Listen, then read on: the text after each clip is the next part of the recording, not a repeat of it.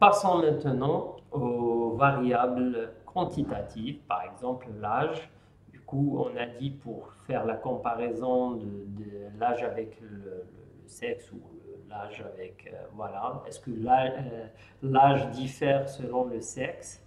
Du coup, les conditions d'utiliser le test T, parmi les conditions d'utilisation, on avait la normalité de la distribution, qu'on ne vérifie pas tout le temps, mais parfois c'est important de vérifier la normalité, surtout si on a des petits effectifs.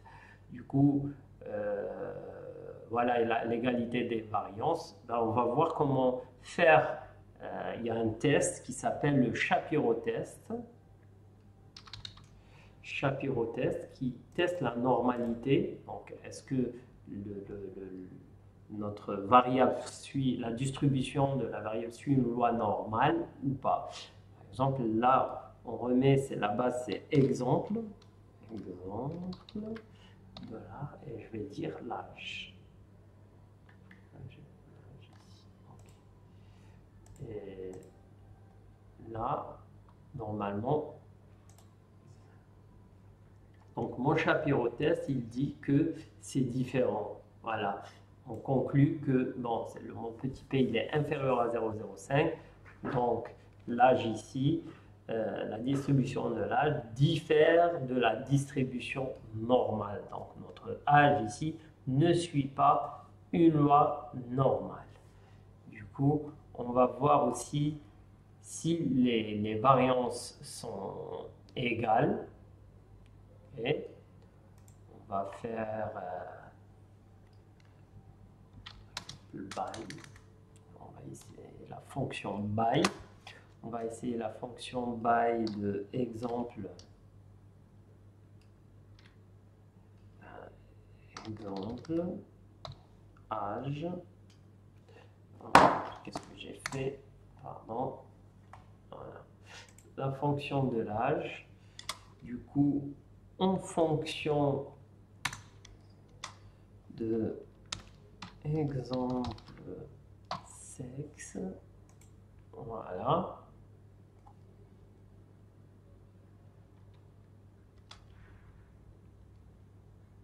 Variance.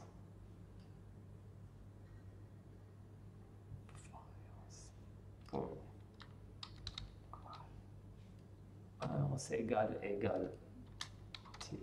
Voilà. On veut l'âge en fonction, donc c'est juste virgule, je me suis trompé, en fonction du sexe. Voilà. Et du coup, là, on a l'estimation. Donc, pour le sexe féminin, la variance, elle est de 385 et pour le sexe masculin, donc, elle est de 352. Il n'y a pas de différence entre les deux. Je peux ajouter un test, mais visuellement suffit. Ça suffit. Donc on passe au test T, sachant que je ne pourrais pas le faire ici parce que il ne s'agit pas d'une... La distribution n'est pas normale. Du coup, je vais le faire juste pour vous montrer.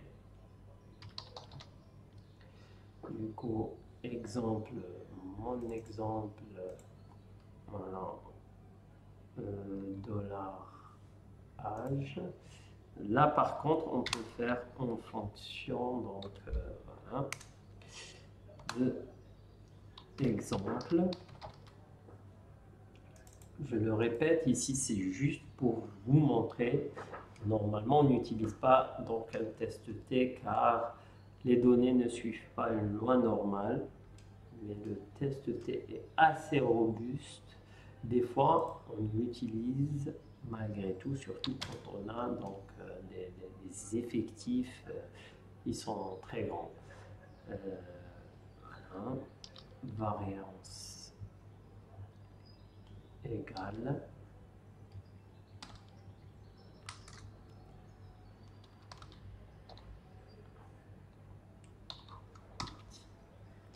Voilà, donc je lui dis que les variances sont égales et je veux un test T entre l'âge chez les hommes versus l'âge chez les femmes. Du coup, j'ai une valeur du test T, j'ai une p-valeur, un DDL qui est de 148 et une valeur du petit p de 0,72 qui est supérieure à 0,05. Donc, il n'y a pas de différence. C'est ça, on ne parvient pas à démontrer une différence. Du coup, si j'avais pas si j'avais une différence entre les variances, j'aurais pu mettre ici égal, variance égale, égale false ou faux. Voilà, et il me fait le calcul. Là, vu que le test T n'est pas toujours possible, si j'étais dans une petite population, un petit N, là j'ai un N qui est supérieur à 150, du coup c'est un grand échantillon, je peux utiliser et interpréter le test T, mais c'est pas juste si je l'utilise pour des petits effectifs. Donc je serais obligé d'utiliser un test non paramétrique comme le Wilcox. Le Wilcox test, voilà. Pour faire simple, je vais reprendre ça et le mettre directement ici et lui demander de me calculer tout ça. Voilà. Du coup, j'ai une p-valeur du test de Wilcoxon qui est de 0,69. Elle est supérieure à 0,05, donc on retrouve presque la même chose, donc 0,72 et 0,69. Donc ça revient au même. Vous voyez que le test T est assez robuste, malgré que la distribution ne suit pas une loi normale, on a quand même eu donc des p-valeurs presque qui sont égales. Passons maintenant à la comparaison de plusieurs moyennes, pas de 2 moyennes, mais de 3 et plus. Donc, c'est les tests de la variance ou tests d'ANOVA qu'on a vu sur Excel. On va les voir sur le logiciel R. Du coup, là, on peut reprendre aussi par la fonction by pour dire que je veux, par exemple, en fonction, pas du genre, mais voilà, en fonction des résultats. Et là, on veut la moyenne. Voilà. Normalement, on n'a pas de données manquantes, mais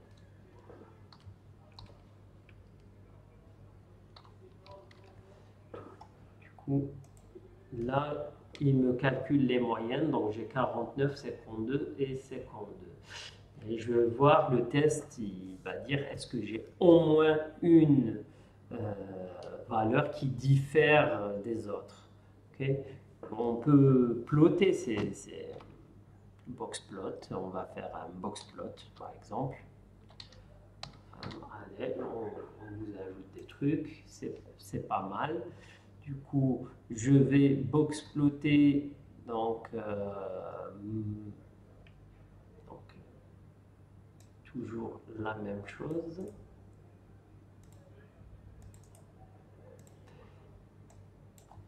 Donc, on va faire l'âge en fonction des résultats et on va voir ce qui donne notre box plot. Donc vous voyez ici, c'est ici que s'affichent les graphes. Donc là, voilà, donc on a notre... il y a un qui est 49 ans, lui c'est 52 ans et 52 ans. Donc voilà, maintenant on va voir si ces trois moyennes diffèrent statistiquement ou pas, donc via la fonction one-way, donc ANOVA un facteur, one-way test, et on va tester donc ces trois, voilà. Du coup là on a un petit p qui est égal à 0,68, il est supérieur à 0,05, donc Et il n'y a pas de différence, on ne parvient pas à mettre en évidence une différence qui est statistiquement significative entre les trois. Si on avait un résultat significatif, on dira qu'il y a au moins une moyenne qui diffère des deux autres. Voilà. Passons maintenant, si on ne pouvait pas faire répondre aux critères, j'allais dire. Donc, en condition d'utilisation du test d'ANOVA, qui est la normalité de la distribution et l'égalité des variances, si on était dans des petits effectifs, on aurait utilisé un autre test qui s'appelle le Kruskal-Wallis test. Du coup, c'est Kruskal-Wallis.test. Et là, on obtient pratiquement donc, la même valeur du p-valeur.